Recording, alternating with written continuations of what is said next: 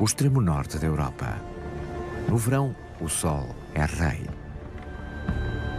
Mas os invernos são longos e escuros. Aqui, entre o Polo Norte e o Círculo Polar, a vida tem de resistir a mudanças radicais. Todos enfrentam os meses de escuridão e temperaturas extremas. Alguns podem preferir o inverno. Perigos mortais e beleza gelada andam de mãos dadas na noite polar.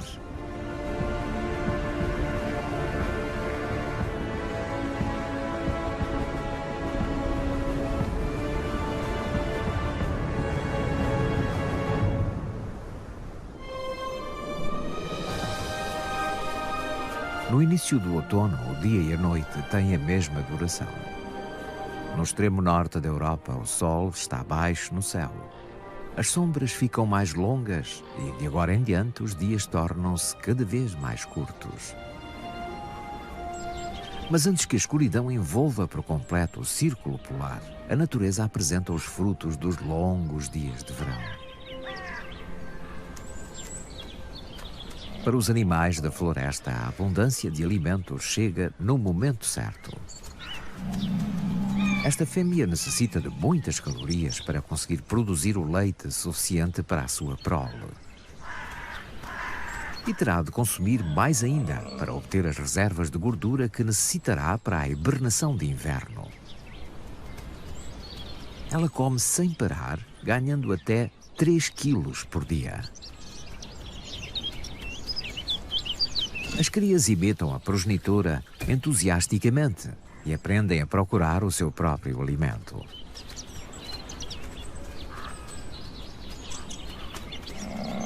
Mantêm-se perto da progenitora e sob a sua proteção. Restam-lhes apenas 2 semanas antes de se retirarem para a sua toca para hibernarem.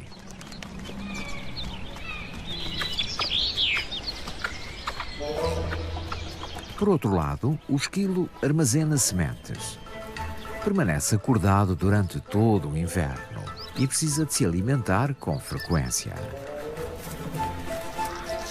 O gaio siberiano também armazena alimento, sendo das poucas aves que permanece no norte durante o inverno.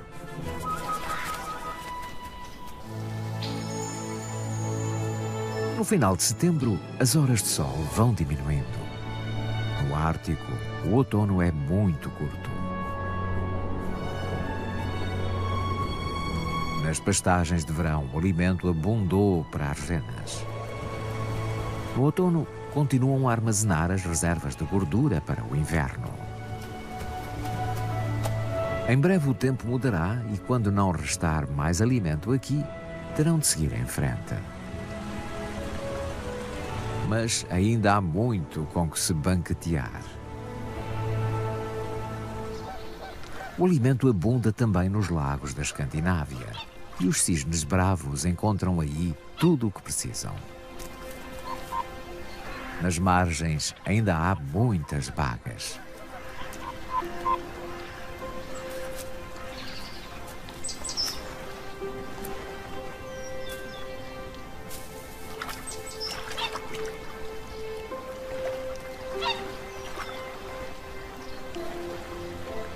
E nos lagos se encontram o seu alimento favorito, as plantas aquáticas.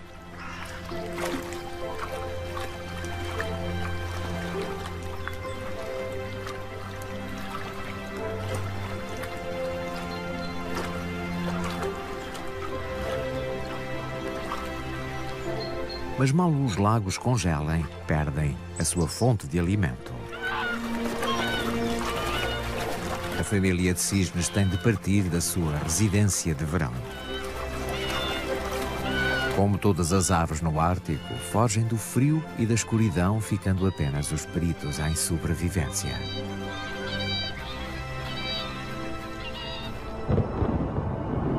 No início de outubro, as temperaturas descem e atingem valores negativos.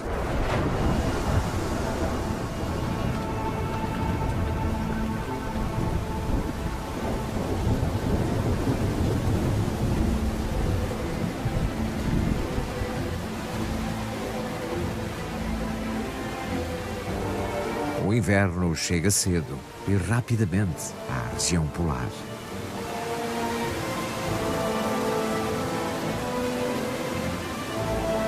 Com as temperaturas a rondar os 0 graus, a chuva transforma-se em granizo, que anuncia o inverno.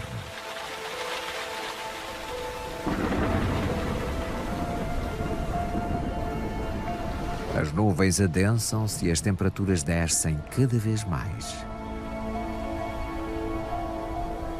Pouco depois, chega a neve.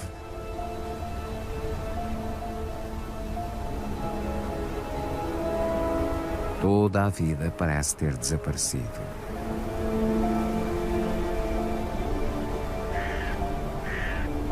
A floresta fica em silêncio. Os ursos pardos estão a hibernar. Permanecerão nas suas tocas durante cerca de 7 meses. Poupam energia, abrandando os batimentos cardíacos e diminuindo a temperatura corporal. Ficam dependentes única e exclusivamente das reservas de gordura. É assim que sobrevivem ao duro inverno.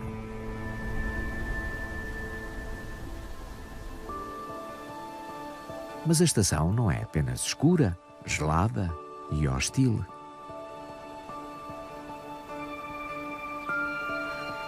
Naqueles dias em que o sol de inverno espreita sobre o horizonte, a paisagem transforma-se numa joia reluzente.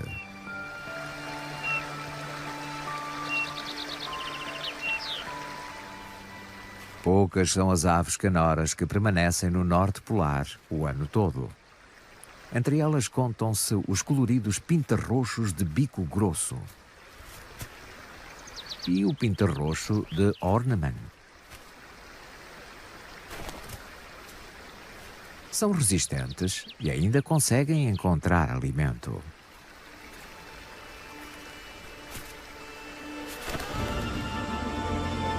Mais para o norte, no polo propriamente dito, a escuridão reina há 4 semanas, desde meados de outubro.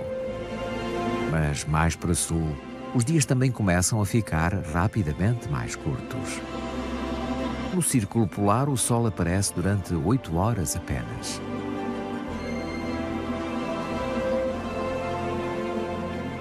Os dias dourados do outono chegaram ao fim.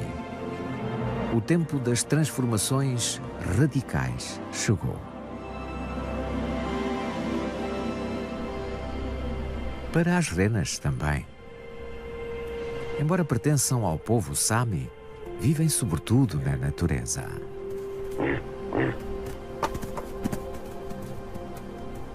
Estão adaptadas a uma vida no frio e na escuridão, e até mesmo no mais árido dos invernos escandinavos conseguem encontrar alimento suficiente para sobreviverem. Embora para isso tenham de percorrer grandes distâncias. Em novembro, pequenos grupos juntam-se e formam grandes manadas. A certa altura, como se uma ordem inaudível fosse dada, a migração para as pastagens de inverno começa.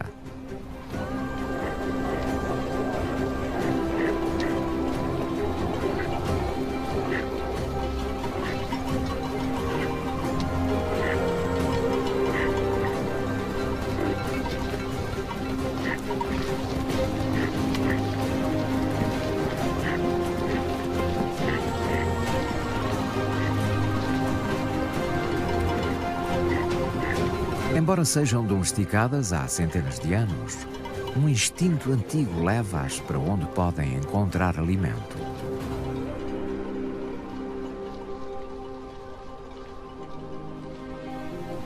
Os extremos sazonais nas regiões polares da Terra são causados por um fenómeno astronómico.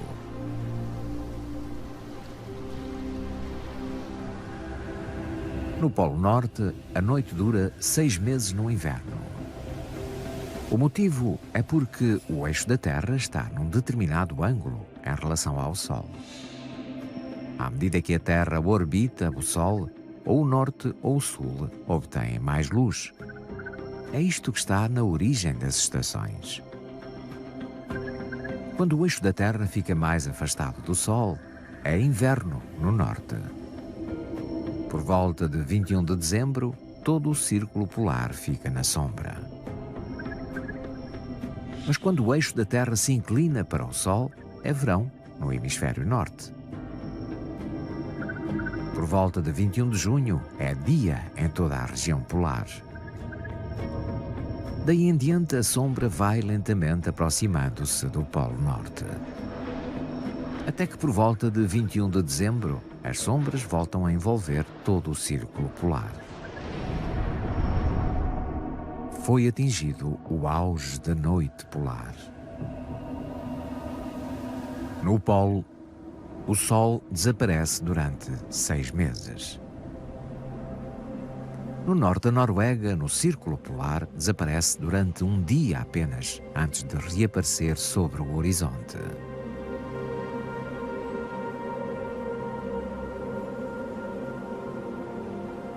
Mas até mesmo os seus raios indiretos conseguem iluminar os céus, criando todos os dias um curto crepúsculo.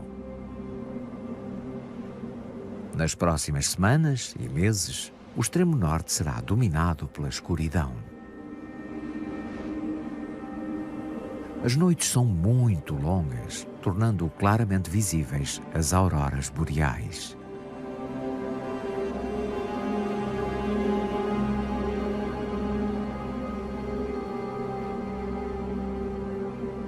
Quando o Sol desaparece, nem sempre as noites são escuras. Nas noites claras, a luz da lua é suficiente para muitos animais encontrarem alimento. Tal como a raposa do Ártico, muitos animais têm os olhos bem adaptados à escuridão. Possuem grandes pupilas e retinas altamente sensíveis. As renas também têm olhos muito sensíveis. E mudam de cor. De verão são castanhos claros e no inverno azuis escuros. Esta mudança de cor faz com que a luz incidente seja distribuída por mais fotorreceptores. Uma adaptação única, nunca antes observada noutros mamíferos. Além de escuro está um frio de rachar. Sem o calor do Sol, as temperaturas estão constantemente abaixo dos 20 graus negativos. Juntamente com os ventos gelados, as condições não podiam ser mais hostis.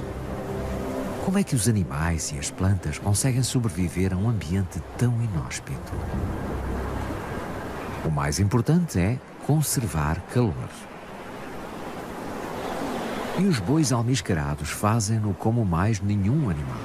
São grandes, com orelhas pequenas e membros curtos, ou seja, a superfície corporal é relativamente pequena em relação ao volume. Tudo isso evita a perda de calor. Também têm uma pelagem espessa e longa e uma camada basal de lã com cerca de 10 centímetros de espessura. Uma ampla camada subcutânea de gordura também ajuda a manter a temperatura corporal, pelo que as temperaturas de inverno pouco os afetam.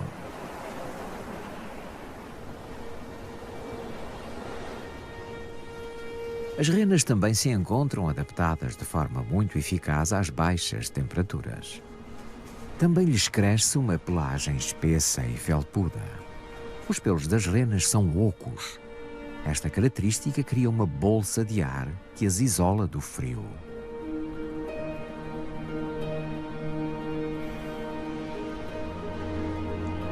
Imagens térmicas mostram que pouco calor escapa através da sua pelagem. O nariz da rena é igualmente invulgar. Graças à sua estrutura interna, o ar inalado é aquecido antes de chegar aos pulmões. E é uma zona muito bem irrigada. Pelas imagens térmicas, parece mesmo Rudolf, a rena do nariz vermelho.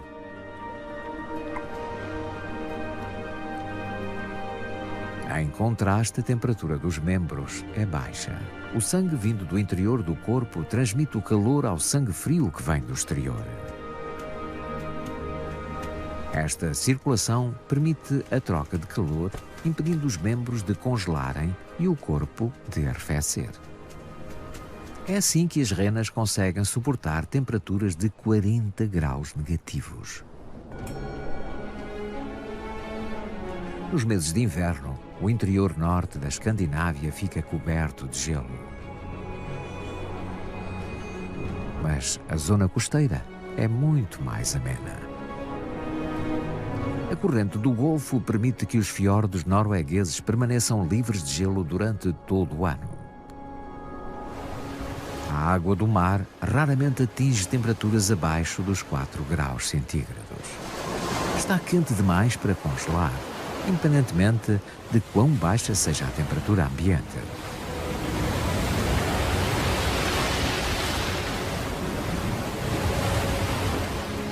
As correntes oceânicas temperadas promovem a existência de uma biodiversidade invulgar, mesmo nestas latitudes.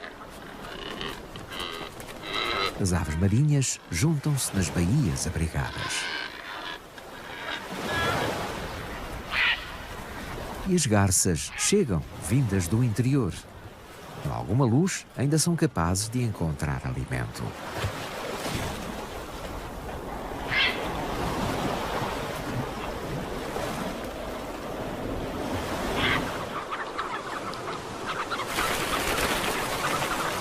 Os pilritos escuros deslocam-se em grandes grupos.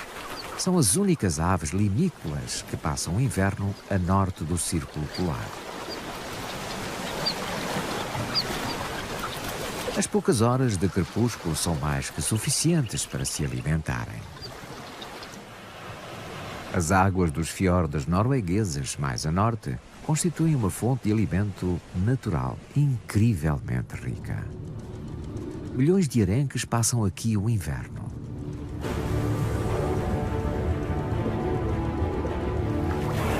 As orcas seguem os enormes cardumes. Durante o inverno, quando a luz escasseia, elas intensificam os seus sinais acústicos para se orientarem e comunicarem umas com as outras durante a caçada. Algumas orcas empurram os arenques até à superfície, onde uma delas os aguarda. Bate rapidamente com a barbatana caudal no cardume. Os peixes ficam atordoados e tornam-se mais fáceis de apanhar. O alimento será mais que suficiente para todas. Durante estes ataques, as orcas matam toneladas de arenques, mas consomem menos de 1%.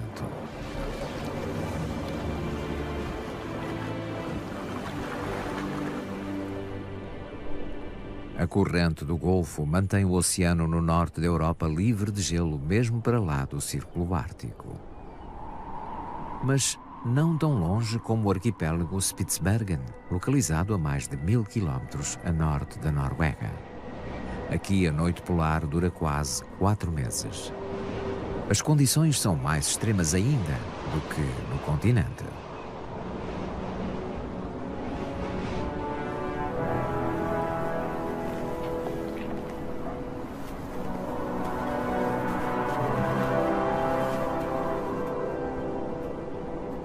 É nesta altura que o urso polar se encontra no seu elemento.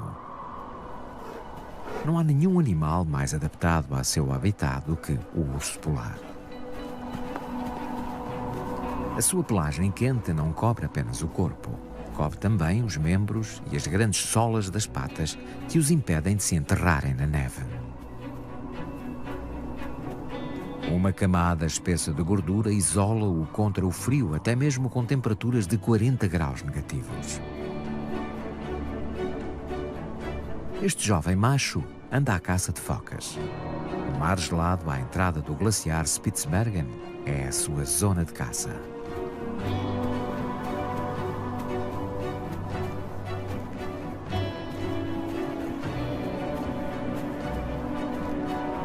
O urso polar não hiberna. Pelo contrário, é durante o inverno polar que se encontra mais ativo. E desde que haja gelo e neve suficientes, o urso polar é o incontestável rei do Ártico.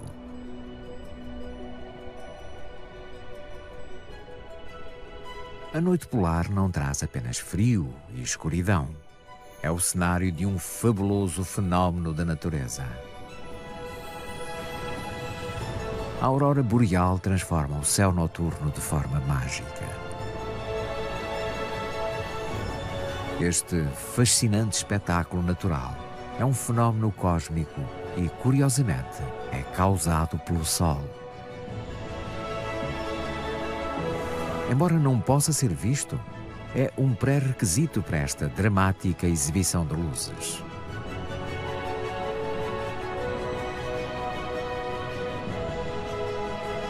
O Sol lança para o espaço grandes quantidades de partículas carregadas, os chamados ventos solares. Quando eles alcançam o campo magnético da Terra, as partículas colidem com os átomos na atmosfera superior e forma-se a aurora boreal.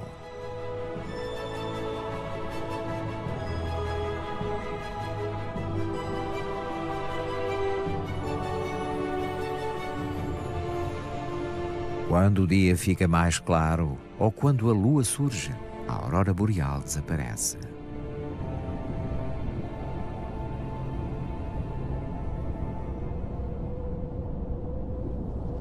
Durante o crepúsculo da noite polar, os animais têm pouco tempo para procurarem alimento. E quando o fazem, a camuflagem é um elemento-chave para a sua sobrevivência.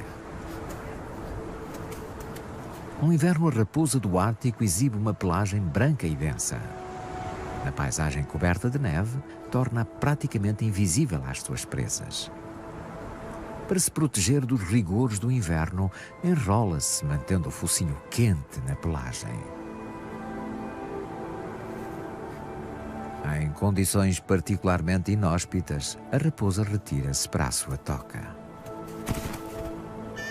As lebres árticas também mudam de cor da sua pelagem, de castanho acinzentado a branco, e ficam praticamente imperceptíveis. Só em movimento podem ser detectadas pela raposa do Ártico. E o perigo também está à espreita do céu.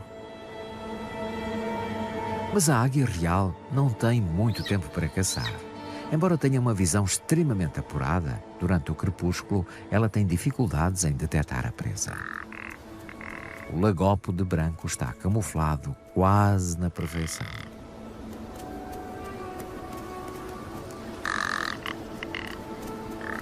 Mesmo enquanto se alimentam, são quase impossíveis de distinguir do meio envolvente.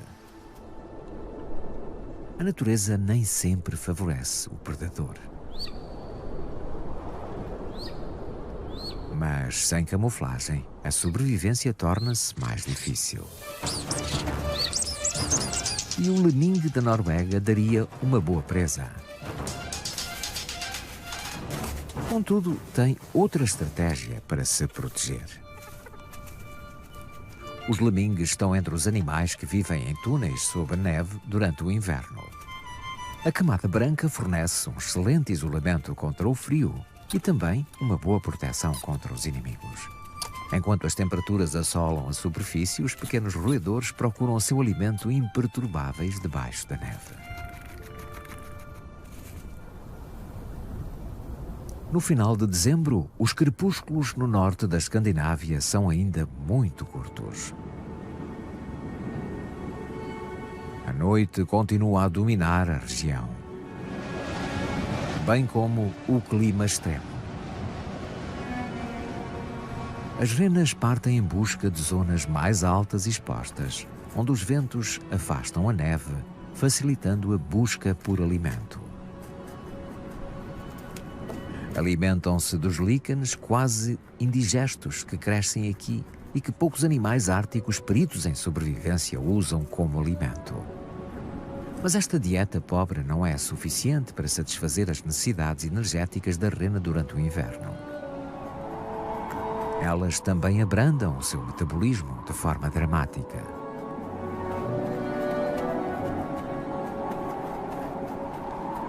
E dependem sobretudo das suas reservas de gordura. Apenas aqueles que se alimentaram bem durante o verão serão capazes de sobreviver durante o longo inverno. Os doentes e os fracos têm poucas hipóteses.